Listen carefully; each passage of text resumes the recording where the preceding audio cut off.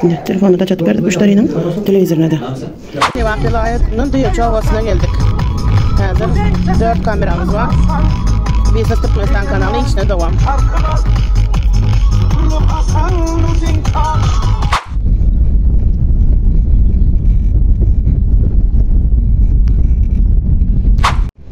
Hürmetli arkadaşlar, şu evimize hazır kamera ornamalı, böyle 360 derece aylanan kamera.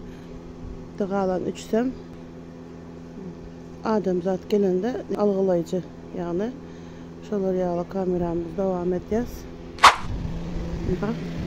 Şu kolla. Hazır müşterimizin aynısını yağlaydık. Neler gerek olsa şu tanelerden koyup vereceğiz.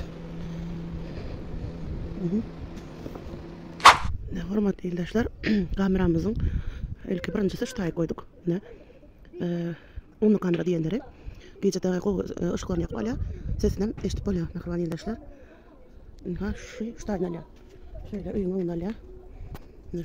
Onu varıp bile derezenin gelen gideni varıp bile. Bu kamerada bulamışlar yağlı. Sesinden alıyor, görüntüyle alıyor. Svetini gece öndeyiz. Buram neme? Onlu kamera diyen şey. Bulam neşe tarafı alıyor arkadaşlar. Şu derveze kanalı gelen gideni giren çıkan varıp bile. Devam edeceğiz. Hazır 360 derece aylanan kameramızı hareketlendirip görüp atıyorlar. Mehriban arkadaşlar. İslendik yurtta oturan yerinizde telefonumuzdan şeyde basıp ise aşağı gör, ise yukarı in, ise kapitalı 360 derece aylap görüp biliyorsunuz. Şeyde şu tarafa alıp görüp biliyor, aylap biliyor.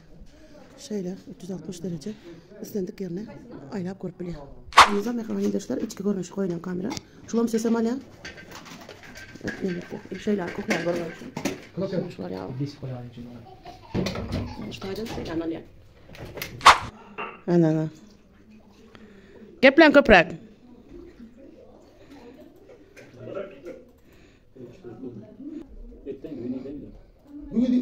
Bugün vakti etti. Yok bu sene verdeki başa be. Koy biştek. Etti kal. Öz var. Yok şuna medas falan para var. Etti. Uzak göremendeysen olmuş mu sana? Vay. Koy para ver şimdi. 360 koy. Anus değil alırız da yardım. Hadi bakalım. Hayvan şansama koy bana. La şansa almanın en azından size selamlar zaman hazır bana. Yok şimdi ben diyeceğim de. Tamam bak pes kadar koyacağım. Bana tamam hadi koy. Şu an telefon televizyona bağlayıp verdik. Gülyalı seslerini bağladık, görüntüyü bağladık. Olam 360 derece aynen yanlış var bağlayıp dururuz. Gülyalı işler duruna. İstediklerin aylak koyup oluyor. Yine 4 kamera çatıldı. Telefonu da çatıp verdik müşterinin televizyonuna da.